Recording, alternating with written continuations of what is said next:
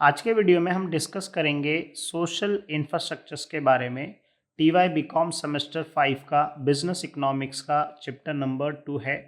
इसके पहले chapter number 1 के ऊपर डिटेल वीडियो मैंने बनाया है एनईपी के बारे में, न्यू इकोनॉमिक पॉलिसी 1991।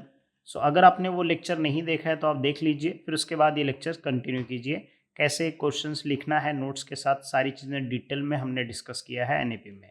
सेम यहाँ पे भी इस चैप्टर में भी हम क्या करेंगे, डिटेल में डिस्कस करेंगे। और जो भी नोट्स रहेगा, मैंने यहाँ पे नोट्स प्रिपेयर किया है, तो नोट्स के साथ हम डिस्कस करेंगे विद माइंड मैप के साथ, ताकि आपको इजीली समझ में आ जाए। ठीक है, अब ये जो चैप्टर नंबर 2 है, दो क्वेश्चन आता है, social infrastructures related to education और social infrastructures related to health. अब ये दोनों का माइंड मैप है। आप ये अगर मैप भी, अगर आप एग्जाम में अगर आपके क्वेश्चंस आता है, अगर आप ये ड्रॉ करते हो तो भी आपको इजीली 2 मार्क्स एक्सपेक्ट कर सकते हो, कि अगर आपने मीनिंग लिखा हो फिर डायग्राम ये ड्रॉ किया माइंड मैप जैसे मैंने ड्रॉ किया है, या आप दूसरे तरीके से भी ड्रॉ कर सकते हैं, तो आप मिनिमम जो है 2 मार्क्स का आपका इजीली कवर हो जाएगा। ठीक है, सो आपको जो है जनरल नॉलेज के तरीके से भी मैं पढ़ाऊंगा, ताकि आपका कंसेप्ट क्लियर हो जाए, और साथ में जो है कैसे एग्जाम्स में यूनिवर्सिटी के पेपर में कैसे लिखना है वो भी मैं गाइड करूंगा। ठीक है, पहले हम लोग क्या डिस्कस करते हैं, एजुकेशन के बारे में डिस्कस करते हैं कि सोशल इंफ्रास्ट्रक्चर्स का क्या रोल होता है एजुकेशन में। लेकिन उससे पहले हमको ये समझना जरूरी है कि सोशल इंफ्रास्ट्रक्चर्स क्या होता है। ठीक है, अब उसके लिए जैसे मान लीजिए गवर्नमेंट है, तो गवर्नमेंट कुछ स्पेंडिंग करता है। अब गवर्नमेंट जो स्पेंडिंग करता है वो सोसाइटी के लिए करता है, राइट, मतलब गवर्नमेंट का एक तरीके का खर्चा हो गया। अब मान लीजिए गवर्नमेंट स्पेंडिंग कर रहा है किसके लिए, एजुकेशन के लिए, तो ये क्या हुआ, गवर्नमेंट इज स्पेंडिंग, तो एक तरीके का क्या हो गया, ये सोशल इंफ्रास्ट्रक्चर हो गया, जो गवर्नमेंट क्या करता है, सोसाइटी के लिए स्पेंड करता है। ठीक है, अब जो है कैसे हमको लिखना है, समझना है, वो डिटेल में हम लोग डिस्कस कर लेते हैं। यहाँ पे मैंने लिख के रखा है, social infrastructures creating and maintaining facility and structure that support delivery of social service to the people। एक ऐसा इंफ्रास्ट्रक्चर बनाओ सो दैट जो भी सर्विसेज हैं वो लोगों तक पहुंचे।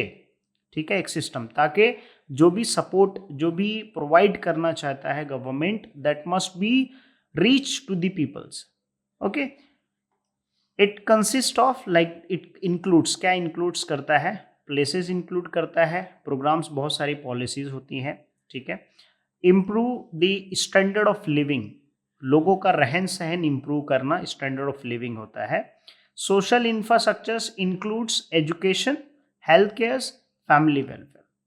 अब जो है सोशल इंफ्रास्ट्रक्चर्स किस तरीके से एजुकेशन में किया जाता है वो डिटेल में हम डिस्कस करेंगे। ठीक है, अब आपका ये क्वेश्चन होगा कि सोशल इंफ्रास्ट्रक्चर्स में एजुकेशन क्यों, लाइक एजुकेशन एक इम्पॉर्टेंस रोल क्यों प्ले करता है। इसलिए क्योंकि कोई भी इकोनॉमी को अगर डेवलप करना है, कोई भी इकोनॉमी को ग्रोथ करना है, कोई भी देश तरक्की तभी कर सकता है जब वहाँ के लोग जो है वेल एजुकेटेड प्लस स्किल्ड हो, स्किल्ड लेबर हो। तो यहाँ पे education is the most crucial investment in human development. Education universally recognise as central components of human capital. Yes, तो ये काफ़ी ज़्यादा इम्पॉर्टेंट होता है क्योंकि ये यूनिवर्सली है, that means it is acceptable globally, right. तो अगर एजुकेटेड रहेंगे so that will be recognised. Okay, young population of India if well equipped, अगर हमारी जो पॉपुलेशन है, यंग जनरेशन, अगर वो उसको सही तरीके से स्किल्ड नहीं बनाया, मतलब स्किलफुल नहीं बनाया गया, तो आने वाले कुछ सालों में जो है हमारा देश जो है और गरीब हो सकता है। इसके लिए आने वाले टाइम में हमारा देश और अच्छा बेहतर हो, तो आज के अभी यंग जनरेशन को हमको क्या करना पड़ेगा, वो उस तरीके से तैयार करना पड़ेगा ताकि वो फ्यूचर में जाके और बेहतर कर सके।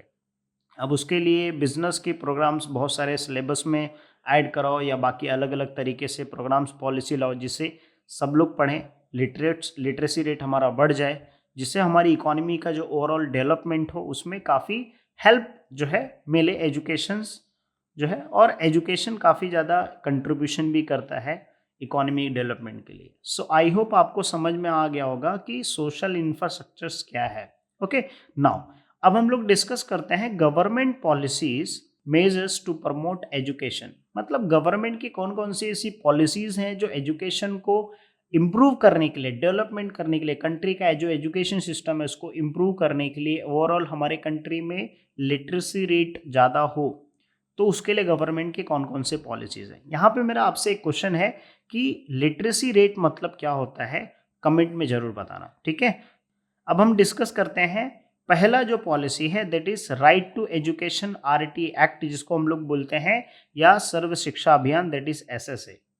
अब जब भी आप पॉलिसीज, किसी भी पॉलिसीज के बारे में पढ़ते हैं तो आप एक जनरल तरीके से पढ़िए, कंसेप्ट आपका क्लियर हो। जैसे वो पॉलिसी कब लाया गया था, किसके लिए लाया गया था, उससे क्या बेनिफिट हुआ, ठीक है, वो किसके लिए लाया गया था और कब आया था, उसका एम क्या था, उसका ऑब्जेक्टिव्स क्या था, ठीक है। तो आपको इजीली जो है कंसेप्ट भी क्लियर हो जाएगा और आप इजीली लिख पाओगे अपने ओन वर्ड में। अब ये राइट टू एजुकेशन एक्ट कभी आया था, 2009 में आया था, और ये किसके लिए आया था, for all childrens between age 6 to 14 years. जो 6 मतलब 6 साल से 14 साल के जो बच्चे हैं उन सबको फ्री में एजुकेशन मिले, क्या मिले, फ्री में एजुकेशन मिले, जो है ये आरटी एक्ट जो है लाया गया था। तो हमारे इंडिया में सभी बच्चों का ये अधिकार है कि जब वो 6 साल से लेके 6 ईयर्स टू 14 ईयर्स के एज के जो बच्चे हैं, उनको राइट्स है कि वो जो है कहीं पे भी, चाहे वो गांव हो चाहे वो सिटी हो, वो पढ़ाई कर सकते हैं, फ्री में एक्सेस अवेलेबल है। आप एग्जाम्पल के तौर पे म्यूनसिपाल्टी, अगर मुंबई में आप रहते रहोगे तो म्यूनसिपाल्टी, मैंने खुद 6th and 7th जो है म्यूनसिपाल्टी से किया है 2004 और 2005 में। तो वहाँ पे बैग आपको फ्री में मिल जाएगा, बुक्स आपको फ्री में मिल जाएंगे, ठीक है, सारी चीज़ें, फीस उस कुछ नहीं रहेगा, और रहेगा भी तो 100-200 कभी अगर कुछ एक्टिविटीज़ के लिए लगता है तो बस, नहीं तो कुछ भी आपको फ्री में रहता है। उस टाइम पे मिड डे मील, मतलब जो खाना वहाँ पे फ्री में मिलता है, मतलब एक बच्चे को पढ़ने के लिए जो पढ़ने के लिए बुक चाहिए, बैग चाहिए, कपड़े चाहिए, खाना चाहिए, ये सारी चीज़ें गवर्नमेंट क्या करता, फ्री में प्रोवाइड करता है। So right to education that means free education for all, right.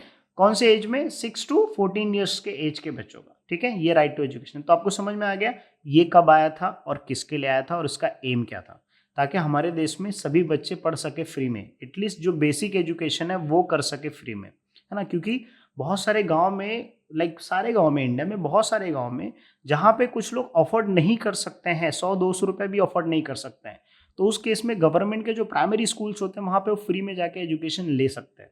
Second point, national programmes for education of girls at elementary level. अब जो है ये पॉलिसी क्यों लाया गया, सबसे पहले समझना, और कब लाया गया। तो ये कब पॉलिसी आया था, 2003 जुलाई 2003 में आया गया, ठीक है। इसका ऑब्जेक्टिव, अब ये क्यों लाया गया था, ये इसलिए लाया गया था सो दैट सपोर्ट मिल सके एजुकेशन के लिए जो अंडर प्रिविलेज्ड और डिसएडवांटेज गर्ल्स हैं एलिमेंट्री लेवल पे, दैट मीन्स जो लोग पुअर है, that they can not afford, जो लोग पैसे उनके पास नहीं है कि भाई वो स्कूल भेज सके, ठीक है, तो वो केस में जो है ये पॉलिसीज जो है उनको सपोर्ट प्रोवाइड करेगा, जहाँ पे वो फ्री एजुकेशन क्या कर सकते हैं, एक्सेस कर सकते हैं, that means they can get free education. फिर उसके बाद जो इसके लिए बहुत सारे एनजीओज भी हैं, जो लोग क्या करते हैं, मैं जब भी बहुत सारे क्लासेस में पढ़ाता हूँ तो कुछ क्लासेस में एनजीओज क्या करते हैं, 10-10 बच्चे को एक साथ 10वीं का फॉर्म भरते हैं और उनको अलग से क्लासेस भी प्रोवाइड करते हैं, मैंने पढ़ाया भी है। तो वो कम रेट में जो है, हम लोग भी कम रेट में पढ़ा देते हैं ऐसे एनजीओज को। ऐसे 10 बच्चे को एक साथ वो एनजीओ गोद लेता है और फिर उनका पढ़ाई पूरा जो रहता है टिल 10 तक, वो एक साल तक पूरा अच्छे से पढ़ाता है। कुछ कुछ रहता है कि भाई 10 फर्स्ट से लेके 10 तक, 10 से लेके फिर टिल डिग्री मतलब ग्रेजुएशन तक का, ऐसे डिपेंड होता, बहुत सारे एनजीओज का भी पार्टिसिपेशन होता है, ठीक है। तो अगर आप गूगल करोगे तो आपको बहुत सारे ट्रस्ट ऐसे मिल जाएंगे एग्जाम्पल्स के तौर पे, जो अंडर प्रिविलेज गर्ल्स को जो है वहाँ पे एजुकेशन के लिए सपोर्ट करते हैं, बेसिकली जो फैमिलीज, पुअर फैमिलीज है। फिर कस्तूरबा गांधी बालिका विद्यालय, अब ये कब आया था, जुलाई 2004 में आया था, ठीक है। और ये सेटअप किस लिए गया था, residential schools at elementary again primary levels for the girls belonging to the SC, that is schedule caste, schedule tribe and other backward class and minorities. तो इस केस में जो है, जो कास्ट सिस्टम है आपको काफ़ी अच्छे से पता होगा, तो वो लोग अफोर्ड नहीं कर सकते हैं, ठीक है, या बहुत सारे डिस्क्रिमिनेशन जो थे वो ख़त्म करने के लिए उनको भी एजुकेशन मिल सके। भी जैसे मान लीजिए उड़ीसा एक स्टेट है, ठीक है, चंडीगढ़ एक स्टेट है, या जो है छत्तीसगढ़ एक स्टेट है, यूपी एक स्टेट है, राजस्थान एक स्टेट है, तो बहुत सारे ऐसे लोग होंगे जो लोग जो है ये कैटेगरी से बिलोंग करते होंगे, एससी, एसटी और ओबीसी से, तो वो अफोर्ड नहीं कर सकते हैं, या वहाँ पे कुछ ऐसा सिस्टम ना हो एजुकेशंस का, तो वहाँ पे स्कूल सेटअप कराना ताकि उन लोगों को भी एजुकेशन मिल सके, है ना। क्योंकि बहुत सारी जगह स्कूल्स अच्छे कॉलेजेस या स्कूल्स नहीं होते हैं, तो वहाँ पे सेटअप, वो स्कूल्स सेटअप करना गवर्नमेंट उसका पूरा खर्चा जो है स्पेंड करता है, वहाँ पे स्टेट गवर्नमेंट का भी इन्वॉल्वमेंट होता है, और फिर ताकि उनको एजुकेशन मिल सके, राइट। सो आई होप आपको समझ में आ गया होगा, ठीक है। यहाँ पे गर्ल्स के लिए बताया, ठीक है। National programmes for of mid day meal in schools, ये मिड डे मील मतलब जो होता है खाने के लिए जो हमको मिलता है स्कूल्स में, ठीक है, जो गवर्नमेंट के स्कूल्स होते हैं उसको हम लोग बोलते हैं मिड डे मील। अभी के वक्त में गवर्नमेंट ने, मैं जो है कुछ स्कूल्स में भी गया था, पहले के टाइम पे क्या होता था कि वो बॉक्स भर के, मतलब लाइक टिफिन भर के आता था, बट अभी के टाइम पे स्कूल के अंदर ही जो है वो खाना बनाया जाता है और वही सारे बच्चों को खिलाया जाता है, इवन टीचर्स भी वही सारा खाना खाते हैं, वही खाना जो है खाते हैं। तो इसमें क्या हुआ कि गवर्नमेंट जो है खाने के लिए जो प्रोवाइड करता है उसके लिए खर्चा करता है, तो that is mid day meal, ठीक है। गवर्नमेंट हर साल के बजट में से कुछ पैसा सिर्फ बच्चों लोगों को जो स्कूल्स में आते हैं उनको खाना मिले, तो उसके लिए कराया जाता है, ठीक है। गांव में भी अगर आप जाओगे, आपके गांव में अगर आप कभी गए, आप कोई भी स्टेट में रहते हो, हर स्टेट में जो है स्कूल्स के अंदर एक जो है कुक हायर कर दिया जाता है, वो सारा जितना भी डेली बेसिस पे कितने बच्चे हैं उसके बेसिस पे वो क्या करता है, खाना बनाता है और बच्चे लोग को वहाँ पे खाना फ्री में मिलता है। राष्ट्रीय माध्यमिक शिक्षा अभियान, अब ये लॉन्च कभी हुआ था वो हमको समझना है, और इसके ऑब्जेक्टिव्स क्या है। तो ये लॉन्च कभी गया, certainly sponsored by the MHRD, जो ह्यूमन रिसोर्सेज डेवलपमेंट अथॉरिटी होता है।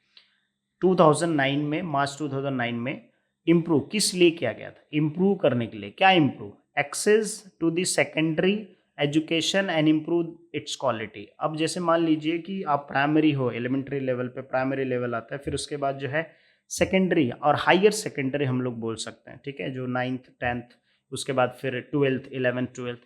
तो जो हायर सेकेंडरी है या सेकेंडरी लेवल पे एजुकेशंस की जो क्वालिटीज़ है उसको हम लोग इम्प्रूव कर सके, उसके लिए ये जो है पॉलिसीज लाया गया था, ठीक है।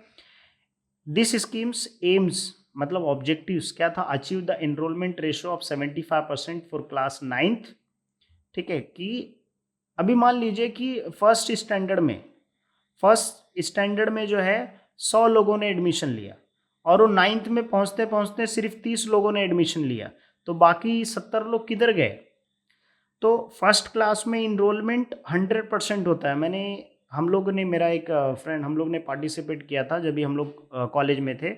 तो उस टाइम पे प्राइमरी एजुकेशन हमारे इंडिया में प्रॉब्लम है, क्योंकि स्टार्टिंग में सब लोग एडमिशन लेते हैं, लेकिन सेकंड क्लास में जाएंगे, थर्ड क्लास में जाएंगे, जैसे जैसे आगे बढ़ते जाएंगे वैसे वैसे जो इनरोलमेंट लेवल होता है, क्या होता है, वो कम हो जाता है, क्योंकि बहुत सारे लोग अफोर्ड नहीं कर सकते या नहीं भेजते हैं। तो ये इनरोलमेंट लेवल बढ़े, ठीक है, आगे भी, ताकि वो क्वालिटी इंप्रूव करे, इनरोलमेंट लेवल बढ़े ताकि लोग पढ़े, ठीक है, लिटरेसी रेट हमारे देश में बढ़े, है ना। So with like and 12th with in 5 years and to improve the quality of education at secondary level, quality improve करना है उसके लिए। अब क्वालिटी इंप्रूव करने के लिए बहुत सारे अलग अलग टेक्निक्स या टीचर्स, बहुत सारे अलग अलग मेथड्स होते हैं, ठीक है, बहुत सारे एक्टिविटीज़ कराए जाते हैं। मैंने स्कूल्स में भी पढ़ाया है, कॉलेज में पढ़ा है, तो मुझे पता है कि बहुत सारे अलग अलग एक्टिविटीज़ प्रोग्राम्स कराए जाते हैं, ठीक है, पढ़ाने के मतलब वो एग्ज़ाम्स के अलावा भी, जैसे फुटबॉल एक्टिविटी, जैसे स्पोर्ट एक्टिविटी हम लोग कराते हैं, फिर उसके बाद कोई इवेंट्स कराते हैं, ठीक है, विद इन दी स्कूल्स और आउटसाइड दी स्कूल्स जो होते हैं, अलग अलग अलग 5-10 कॉलेज या स्कूल्स मिलके इवेंट कराते हैं। तो ऐसे बहुत सारे एक्टिविटीज़ कराए जाते हैं, बहुत सारे प्रोग्राम्स, इससे राइटिंग ऐसे अलग, जिससे क्या हो, एक इम्प्रूव हो, ठीक है। और भी बहुत सारे क्वालिटीज़, बहुत सारे मेथड है जिससे इम्प्रूव किया जा सकता है। तो ये पॉलिसीज़ आई होप आपको समझ में आ रहा होगा। अगर हाँ तो कमेंट कर दीजिएगा, ताकि मुझे भी लगे कि हाँ आपको समझ में आ रहा है। Inclusive education for the disable at secondary stage, अब जो डिजेबल पर्सन है उनके लिए जो है स्कीम लाया गया था, ठीक है। अब ये लॉन्च कभी हुआ था, 2009-10 में, जो रिप्लेस किया गया था, मतलब इसके पहले भी ऑलरेडी था एक, कौन सा, IEDC, that is integrated education for disable children. जो बच्चे डिजेबल होते हैं, जैसे मान लीजिए वो सुन नहीं सकते हैं या देख नहीं सकते हैं या फिर हैंडीकैप है, उनके लिए जो है ये लाया गया था, ठीक है। It provide the central assistance for inclusive educations disables childrens studying in class 11th and 12th, government local bodies state bodies, यहाँ पे जो है बहुत सारे सपोर्ट मिलते हैं, जिसमें जो है आपको बहुत सारी स्कीम्स या तो फीस के मामले में, प्लस पढ़ाने के लिए, या फिर एग्ज़ाम्स पेपर लिखने के लिए, ऐसे बहुत सारी चीज़ें अलग अलग जो है आपको सपोर्ट मिलता है। तो ये पॉलिसी इंक्लूसिव डिसेबल पर्सन के लिए। नेक्स्ट पॉलिसी है मॉडल स्कूल स्कीम। ये कब लॉन्च हुआ था? 2008 में लॉन्च हुआ था, नवंबर। और इसका एम क्या था कि हम लोग जो नंबर ऑफ़ स्कूल्स हैं वो थोड़ा सा ज़्यादा करेंगे, और जो गवर्नमेंट स्कूल्स है उसके अलावा भी हम लोग प्राइवेट को भी क्या करेंगे, अलाउ करेंगे वो लोग भी सेटअप करने के लिए, सो दैट हम लोग एजुकेशन जो है क्वालिटी जो है इम्प्रूव कर सके, नंबर ऑफ़ स्कूल्स बढ़ जाएँ, ताकि जो है हर जगह सभी लोगों को एजुकेशन एक्सेस हो। ठीक है, हर हर ब्लॉक में हो। अभी एक गवर्नमेंट स्कूल्स है, उसके अलावा 10 प्राइवेट स्कूल्स हैं, तो उसमें ये पॉलिसीज़ में लाया गया था, जिसमें ये कभी लाया था 2008, नवंबर 2008 में। और 6,000 मॉडल स्कूल्स जो है ऐसा स्टार्ट करने का इनका ये एक स्कीम था, जिसमें benchmark excellent at block level with 1 schools per block, है ना। अभी जैसे मान लीजिए कि एक गवर्नमेंट स्कूल्स है और साथ में प्राइवेट को भी अलाउ किया गया था। It aims to provide quality education to the talent rural childrens, है ना। बहुत सारी जगह नहीं है, और स्पेशली ये जो सबसे ज़्यादा बेनिफिट हुआ था राजस्थान में, आई गेस आप चेक करके देखना, राजस्थान की इसके ऊपर एक स्टोरी है मॉडल स्कूल्स के ऊपर, जहाँ पे काफ़ी ज़्यादा डेवलपमेंट हुआ था। सरकार भारत अडल्ट एजुकेशन। अब ये एजुकेशन का मेन क्या है, मतलब देखो ये नेशनल लिटरेसी मिशन था, जिसको हम लोग एनएलएम बोलते हैं। ठीक है, सभी लोग लिटरेट रहे, ठीक है, सभी लोग पढ़े लिखे रहे। अब पढ़े लिखे इन द सेंस, देखो एजुकेशन के हिसाब से अगर हम लोग देखा जाए, तो अगर वो लिख सकते हैं, पढ़ सकते हैं और बोल सकते हैं कोई भी लोकल लैंग्वेज, ठीक है, चाहे वो तमिल हो, चाहे कन्नड़ हो, चाहे हिंदी हो, चाहे मराठी हो, या ओडिसी, कोई भी लैंग्वेज हो, अगर वो लिख सकते हैं, बोल सकते हैं, पढ़ सकते हैं, so they count as a literacy rate. ठीक है, तो ये इसका मेन ऑब्जेक्टिव था। ठीक है, सो आई होप आपको समझ में आ गया होगा। फिर उसके बाद हायर एजुकेशन, यहाँ पे थोड़ा पढ़ भी लेते हैं हम लोग अगर कुछ रहेगा। साकार Bharat was launch in 8 September 2019 में लॉन्च हुआ था। Post listed the main programme of the NLM, that is National Literacy Missions Total Literacy Rate Campaign to provide basic literacy to the non-literate, जो लोग पढ़े लिखे नहीं है उनको एक बेसिक प्रोवाइड किया जाए सर्विस, ताकि वो थोड़ा सा ट्रेनिंग दिया जाए, ताकि वो पढ़ सके, बोल सके, लिख सके। ठीक है, हायर एंड टेक्निकल एजुकेशन। अब हायर एंड टेक्निकल एजुकेशन क्या होता है आपको समझना पड़ेगा, जैसे जिसके अंदर ग्रेजुएट्स, पोस्ट ग्रेजुएट और डॉक्टरेट, फिर उसके बाद आर्ट्स कॉमर्स साइंस सभी स्ट्रीम्स में, ठीक है, लॉ टेक्नोलॉजी मेडिकल्स फार्मेसी सभी कोर्सेज इसके अंदर आ जाते हैं, जिसको इम्प्रूव करने के लिए जो है ये पॉलिसी लाया गया था। ठीक है, अब हम बात करते हैं राष्ट्रीय उच्चतर शिक्षा अभियान। अब ये कब लॉन्च हुआ था? 2013 में लॉन्च हुआ था, और इसका एम क्या था? Provide funding to the eligible state institute. कुछ ऐसे इंस्टीट्यूट है जिनको फंडिंग की ज़रूरत पड़ती है, तो वो उस केस में जो है प्रोवाइड करेगा ये पॉलिसी के थ्रू, सो दैट नई यूनिवर्सिटीज़ ओपन कर सके, नए कॉलेजेस ओपन कर सके, ठीक है, अलग अलग जगह पे, ताकि और अच्छे से क्वालिटी एजुकेशन हम प्रोवाइड कर सकें बेसिकली। ठीक है, सो आई होप आपको समझ में आ गया होगा, नोट्स के साथ मैंने एक्सप्लेन किया है। अब हम बात करते हैं नेक्स्ट क्वेश्चन हमारा, social infrastructures related to education.